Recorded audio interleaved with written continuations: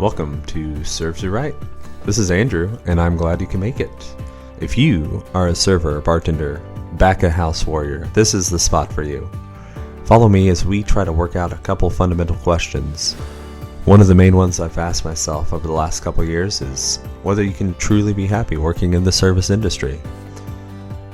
I haven't landed on an answer, but that's what we're doing here.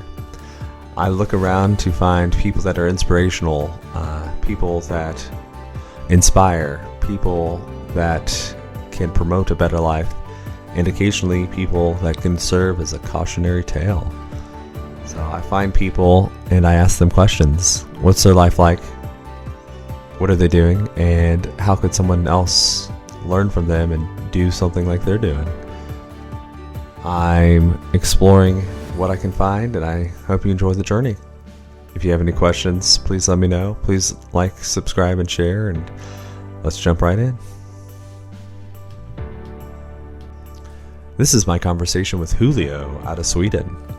So Julio and his partner run Waiter Tips on Instagram. Waiter, There's More is the name that I first saw attached to their project, and I super love. And yeah, they do their best to inspire servers and people in the service industry to step up and elevate their game in order to become more professional and ultimately make some more money. They are in the process of launching an online course to teach you how to up your game in service. And it was a super cool chance to see a different perspective across the pond.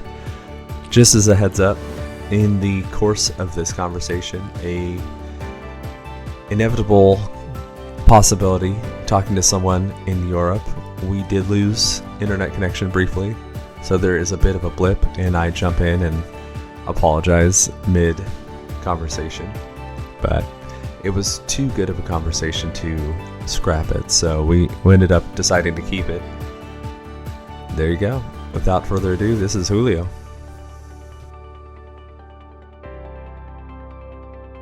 Julio, tell the listener, a little bit about you. How'd you get into this business? I'm the fourth generation restaurateur in my family on my father's side, and my dad was Chinese. So previously they had a bunch of Chinese restaurants. Okay. And so you So all owned and operated, or? yeah, each of my grandparents, they had their own type of restaurant, and my father, he moved from well, he grew up in Peru, South America, and then he moved to Sweden. So real So he yeah, globetrotter yeah, there. yeah, Yeah. and he never owned a restaurant per se, but he always worked in restaurants, and I guess I continued my uh, with the family legacy when I started my own bar here in Sweden, and this was Oh, 2015. awesome. So I didn't realize that you actually owned a physical bar as well. That's cool. Yeah, So, but this was ages ago, so oh, I had it no for about longer. a year. Yeah. Oh, sure. What did that teach you about the restaurant and beverage industry? That it's not so much about what you serve, but more about how you serve it. Mm, yeah. Can you give me an example of that? Okay, so let's Michelin star restaurants, they typically try to innovate, but a lot of them have just classic things with good ingredients, everything fresh, and they put a lot of effort into everything around the actual food. Of course, Mm, the food is amazing and fantastic. Let's not take away any effort or skill that the chefs have, right? But for them to be uh, first class, they need to have everything around the dishes supporting it, like uh, the restaurant's toilet. Thing, Oh yeah. small things like that, and the service, the um, how people are greeted. Do they have valet service? How accessible is the restaurant? Is there Mhm. maybe hotels nearby? Things like that enhance the experience. It's not just a piece of food. For You know, sure. Yeah. there's so much The, more to it. there is a sense that you can get a steak on any corner, any restaurant in, any place in the world, but why are you Mm, coming here, sort of thing. yeah. Yeah. So for the listener who maybe might see restaurant bar ownership as beyond them, we know you're also talking to different servers and bartenders on how to increase and improve their craft. And so how did you get into that business? So the last 7 years, I've been also doing photography for hotels here in Mhm. Sweden. And so we get to travel to a lot of different hotels and meet a lot of different people with varying skill sets in the industry. And there was this particular chain that did to we used to shoot their hotels a lot, and they had a bit of a um, I wouldn't say neglect, but they did not teach their staff. They expect their staff to start from day one, trained and ready. But not everybody is able uh, to meet such expectations, because especially in for example, say small villages in the north of Sweden, there's not a lot of people to go around. Say there might be 5,000 inhabitants in a small village, and not everybody who works in the restaurant industry is going to have top level skills. Yeah. So my colleague and I, we thought let's do some like easy tutorials for people to follow. Mhm. So that's how we started out. Yeah. Um, And do you feel like just has there been a mm, good demand for that, or how's the yeah, reaction been to that? mostly positive.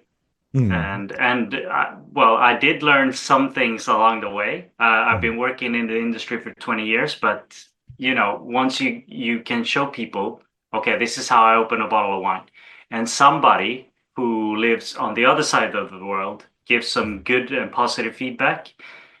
And obviously, I have to always try to improve. Otherwise, who am I to teach someone if I can't learn anything first? For sure. Yeah. And Yeah. what wine is actually one of the things I wanted to talk to you about because Mm. there's such intense opinions. I saw even on your Instagram, anytime you have a video, someone's like, you touched the lip with your thumb, and that's Yeah. verboten. And there's always going to be that. Yeah, it's the internet, so there are always Yeah, going yeah, to be it's the people that internet. comment. Yeah, Yeah. obviously. But Did we you we ever? try to improve the videos if somebody gives feedback on something, and Mhm. we try it out first and see is it even possible. Mhm. And if it is, then we'll update the video and we'll put the new knowledge out there. Yeah. And wine specifically, and I guess wine spirits, that sort of thing. Did you ever seek or get any certifications? Do any like quartermaster somms or the W set sort of things? No certifications. No, sure. I've been very very lucky to work alongside great people who had certifications. They taught me the essential stuff to get by for day-to-day work where I used to in all the different places where I worked. No, that's actually great. I was kind of hoping that was going to be the response because I feel like, this obsession with certification kind of puts that level of knowledge out of the reach of the day to Mm, day. I'm a waiter and I'm not really aspiring to become a master somm or something like that. mm. Yeah. But you Um, can you can give great service even if you don't yeah. know the maximum amount of that particular wine. You can still uh, in a very good way, be humble and give the guest a great experience. And most of the time, according to my experience, the guests that want really high-end level wines, they know more about the wine they're looking Oh for yeah. than we do, working Mm, with it every day, because they get to drink it more than we do, obviously. So they are very knowledgeable. mm. So the only thing we need to do is just present it in a nice way and not fuck it up. Yeah, for sure. And there is a sense if they didn't want to do all this, they could be drinking that wine at home. So there's a reason they came Yeah. to the restaurant, to the bar. Yeah. Where did you come up with the name? I love the name. Waiter, there's more. Oh, uh, that was one of our greatest ChatGPT moments. Oh, yes. Perfect. Perfect. Yeah. ChatGPT does definitely come in for the rescue sometimes. Yeah. Yeah. So I, Our Instagram is called Waiter Tips, and that is our own. Like it's nothing fun about it, but it's yeah. straightforward and just very SEO friendly. Mhm. Whereas Waiter, there's more. It's fun. Yeah. I did want to ask you, you are in the process, I believe, of launching an online tutorial to sort of guide the aspiring expert waiter to become that much more. Could you tell us a little bit about that? Yes, it's an online course that's still in progress. We Mhm. aim to have 40 plus hours before launching it, and when we set out to do it, when we advertised for it, it seemed a lot easier to acquire 40 hours I mean, material than to actually do it. It's a lot harder than it looks, but we're not quitters, and we just need to find different ways to get there. So one tactic that we're doing right now is I'm working in different places, and we're having permission to film in those particular restaurants where I work, so that when we encounter a certain situation that we can see our colleagues have a difficult time navigating through, we can shoot it and pinpoint that situation then and there. Okay, cool, cool. Where, like, if you were to give a broad strokes overview, what's kind of the focus of the 40 hours, or is it just kind of all over the map? The 40 hours are intended to teach people how to self-improve. Okay. So it's the easiest thing is just to put knowledge down on paper and be like, do this for every situation, like a SOP, standard operating procedure. But if you truly want to become great at your job, you need to start thinking on your own and start improving things, um, without outwards incentive. Yeah. So when you get that guest that is difficult or has that request that you haven't encountered, Hmm. how do you How do you face that solve it? novel? Oh, Yeah. yes. Okay.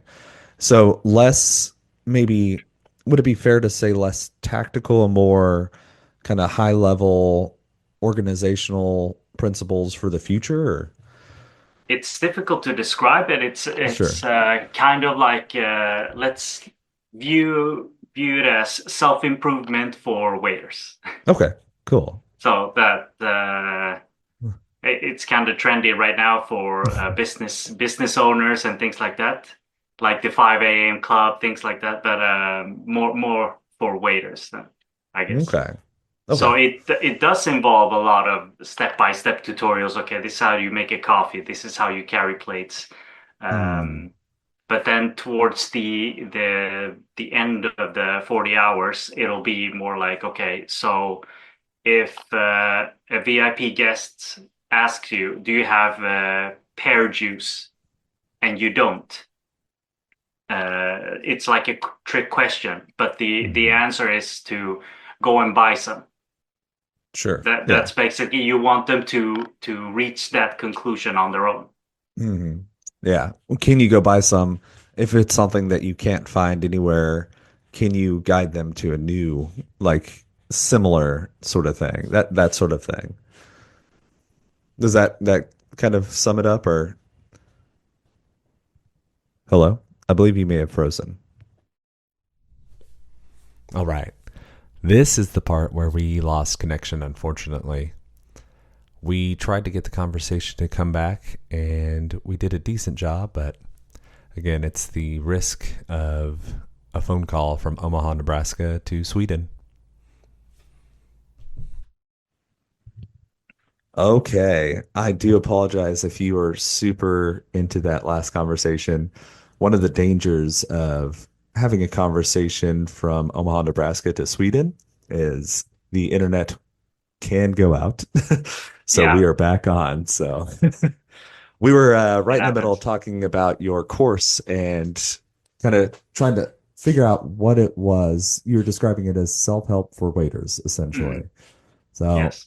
I was in the process. I was about to ask you if you were, talking to a waiter here in Sweden, what are some of the big levers that really move the dial when it comes to service? Like how could a new and aspiring excellent server step their game up, especially if they're newer to the craft?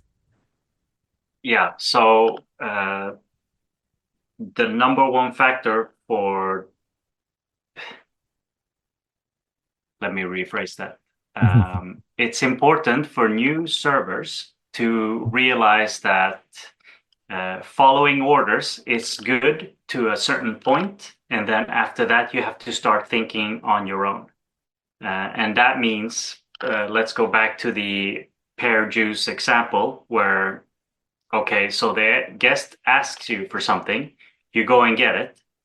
What is the next step after that? The next step would be, okay, so I have this guest coming today, and they will most likely ask for something that we don't have on the menu. I can prepare for it in advance, or I can just say no. So you have to choose there what goes with your concept and things like that. But if you're in a very exclusive environment, you most likely would like to have everything prepared before the guests arrive. That way, when they arrive, they they quickly notice that you have foreseen the outcome and met and went above and beyond their expectations. I like that. So, It's kind of like the mise en place in the kitchen, but you're bringing it out front to the front of house. yeah, yeah. I like that. Because service most of the time is very reactive. Somebody asks you for something and you give it to them, but they have to ask you for it. So to become great, you can just by analyzing body language, whatever, you can anticipate their needs. Well, And that that's is great service. That is the invisible service. mhm. And that's I'm assuming how you take your money and bring it up to the next level too, because we're all Yeah, doing this for a job. Yeah. that's correct. Yeah, yeah. Everything is obviously there's a bit of prestige involved, but making tips is the prime motivator. That's how it is. Yeah. We're not doing this as a charity. No. When I started, when I was a server, I noticed a lot of people around me didn't have that drive for excellence. So I was really big in America, at least when I started in restaurants, the only real lever that you could move was wine and spirit knowledge. And so Mhm. I got really deep into that. But a lot of people just kind of seem to show up for the job, work it, go home. Do you encounter a lot of that?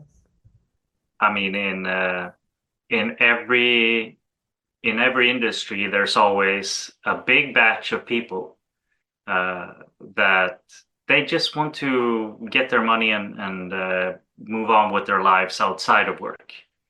Very few people are actually passionate about what they do, right? I would say from meeting hundreds of people every day, about 5%. Would you agree on the percentage? Maybe it Uh, would differ a little bit, but yeah, I might put it a little lower, but I think in the single okay. digits is fine. My Yeah, first maybe thought I'm too was, much of an optimist. yeah, my first thought was that that's about the percentage I usually guess is crazy in the population too. Wonder if Okay, there's yeah, a yeah. correlation there. Yeah, maybe not. Um, so I had a chance to go through your YouTube channel too, and I really, really like, you know, the video, I think it was 3 ways to increase your tips or something. Hmm. One of your more popular videos on there really stood out to me. So I was going to ask you, you know, where in the business does the YouTube channel fit, or is it kind of like that's the repository for the videos and you'll pull from that for the course, or how does that all work? Um, YouTube is like uh, part of the funnel Okay. for the course later on. Mm, But also it's a nice, very nice hobby for me and my colleague Marcus. Um, and shooting it outside of our regular work is very fulfilling. So I mean, just to see that the progress that we do in not only the views and such, but also in the editing, because when we started out, I think we were doing 10 takes per video, and now we can sometimes get away with just one take. mm. And is that you've just gotten that much better, or? I think you get used to whatever you do, and you set off on a journey with obviously high expectations, but then day by day you increase your skill level, and that goes for everything we do in life, I guess. So if I can learn YouTubing, the waiters that watch the videos, they can learn to be better waiters for sure. Sure, sure. What is the long-term vision for you and your partner? What's the goal? Do you have like, I hope to increase the skill of 10,000 waiters, 100,000. What is the ambition for the project? It's a mix of having maybe 10,000 participants in the course, Hmm. starting a new restaurant where we could have a sort of an academy where we select maybe 2 or 3 people per year that can travel over to Sweden and like train in the restaurant and get paid as well. And mostly deliver a great experience to the guests, the local population, Oh, if sure. they looking for a good experience in dining. I do like that you said mostly. If you're training Mostly, people, yeah, it's like having the training driving cars in front of you. It's like, okay, mostly. yeah, yeah. But I Sure. mean, training is. I went to hotel and restaurant school here in Sweden, and Mm. you attend this school from 15 to 18 years old. Okay. And my teachers did not have any real world experience. Okay, so they just taught us um, theoretically, and we did practice practically once in a while. We did go and go out as trainees in certain restaurants for short periods of time, maybe 3 weeks at a time. And I would say that there is a much more efficient model of teaching people a skill or a profession, and it has to be, unfortunately, it has to be with real guests and real situations.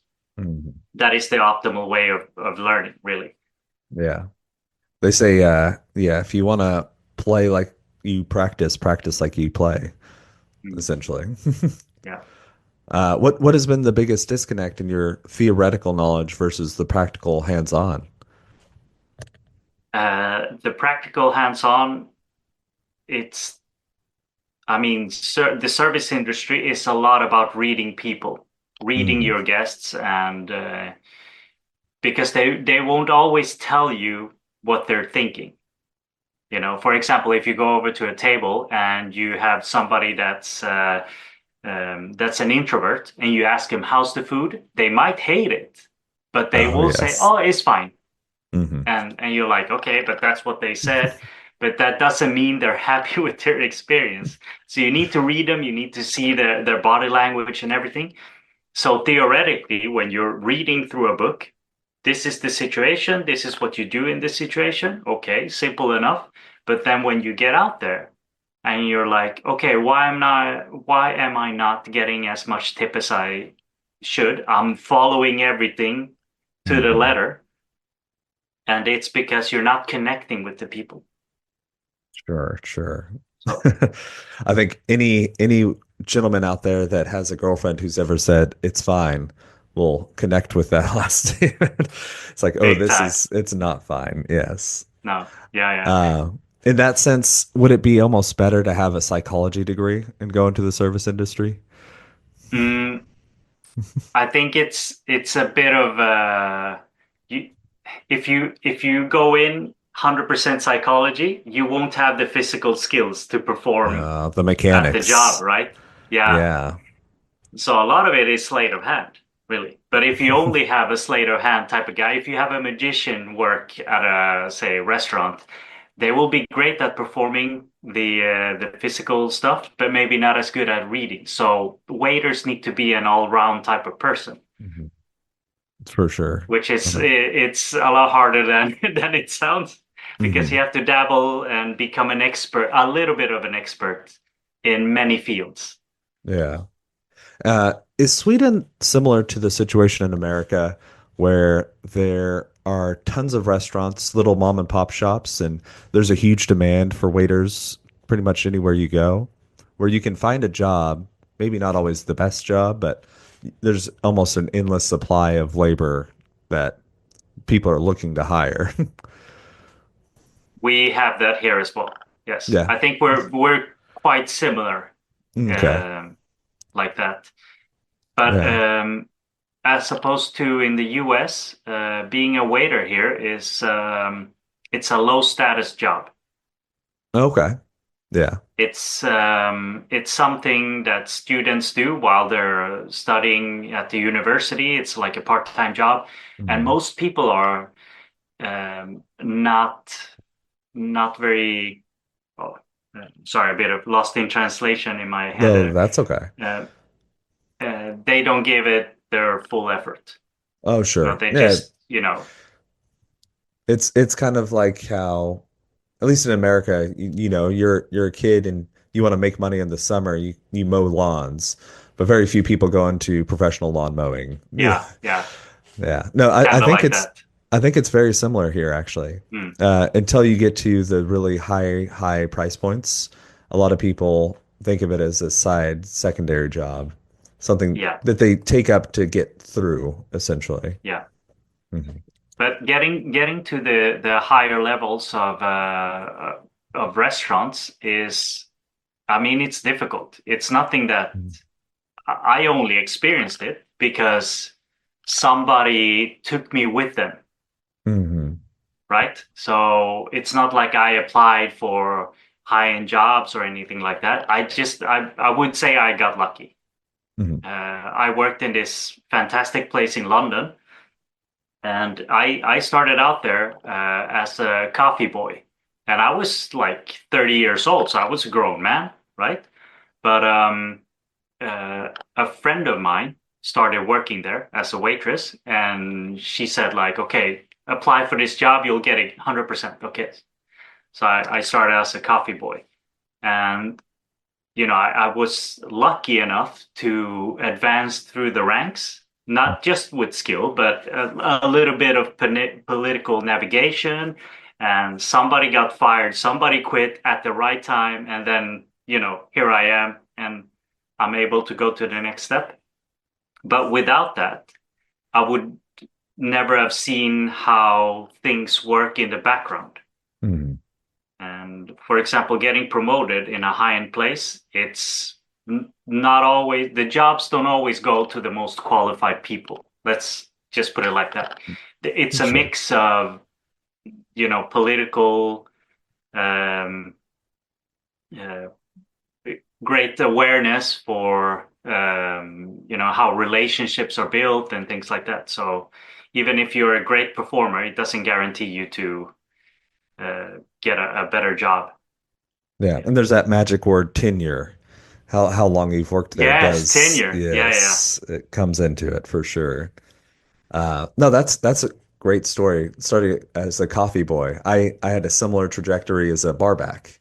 Mm, So just following that, in America, a lot of the times if you're going to move into a higher position, it is that study of wine or spirits. mm. And I had the chance to work with some great people in what's considered a pretty low position. But yeah, I look back and that's how I got in. And, Yeah. you look 10 years in the future and it's like that willingness to look silly and try something actually paid off Mm, a lot. So yeah, cool. exactly. But most, even if you have if you look at it like that, like the position is low, whatever, but the most meaningful relationships during my career were created with someone at the same level of position. So Okay. my best friendships with people is when we were in the trenches together, at when we're in the shit and things like that. When you're someone's manager, you don't create meaningful relationships in that way because you don't work together with them shoulder to shoulder. Sure, sure. And there is a sense too, if you're their manager, you almost don't want to create those No, relationships just to keep it professional. Yeah. yeah. Oh, so for the listener today, where should they find you? Where do you like people to follow you online? YouTube is a great place Okay. because of the long form videos show our show off our personality more than just the snippets on Instagram because those Hmm. things are taken out of context or whatever. Uh, Yeah. No, so that yeah, makes sense. prefer. You, you get the few clips that look like they'll do well and just see what happens, but sure. Yeah, thing about going viral on Instagram, we have one clip that's like 3.7 million views, Oh, really? and every what we do in that clip is like totally wrong, and we uploaded it, but it goes viral because it gets so many comments. So Mm, hatred is the best way to go viral, unfortunately, yes. because if somebody does something perfectly those videos don't go viral at all. Nobody Hmm. cares because Exit. yeah. Yeah, that's a judgment on the algorithms that run our lives, I think. Yeah. There's a quote by Einstein. I Mhm. think it was Einstein, but he said that if if I got he got 9 out of 10 questions correct, and the Mm. people started doubting him and like, okay, but whatever, you only got 9 out of 10 correct. Yeah, but you wouldn't remember me if I got 10 out of 10 correct. Yeah. And Yeah, that negativity bias too just calls out that last one. yeah, yeah. Yeah. That's funny you bring up Einstein. Have you ever heard of the concept of Churchillian drift? So No, I need to the Google that no right away. Or you the can. way the way you were talking about Einstein. So there's a similar concept. As time goes on, quotes get more and more often attributed to Churchill out of England, just because it Okay, seems like something he would say. A similar thing happens to Einstein. It's just, yeah, we're not sure who said this, so it does seem like maybe it's Einstein. it's the logical step. Yeah. Yeah. So, well, Julio, thank you for taking the time today to talk to us. I'm really excited. Definitely let me know when your course is online. I'll make sure to share that, and I can share the website that you have now. Is it going to be the same website when it goes live? No, we're No? probably going Oh, to do some announcements on YouTube first. okay. So if you want, you can share my YouTube Okay. I'll do because that. we're changing platforms from Squarespace to um, I don't even remember. Webflow is the new platform for the Okay. website. So we're a bit of a back end struggle there. Oh, sure, sure. Well, the show notes, I'll have a link to the YouTube. Make sure that you can all find this guy's, yeah, the really fantastic work and, elevate what you do day to day and see if you can't just make it a little bit better. So I appreciate it. And I do apologize again to everyone for losing the connection there for a moment. Again, one of the risks of talking to someone from Omaha to Sweden. So thank you. Thank you very much. If you enjoyed this, please leave a review, like, share. The more people that we can reach, the more people we can help, and the more people we can bring this message to, a message of hope and possibilities in the service industry. Everyone who listens, thank you. You are my people. Keep rocking on and have a great service. And please come back and listen again. We send out new episodes every Tuesday and Thursday. How about that? All right, see you soon.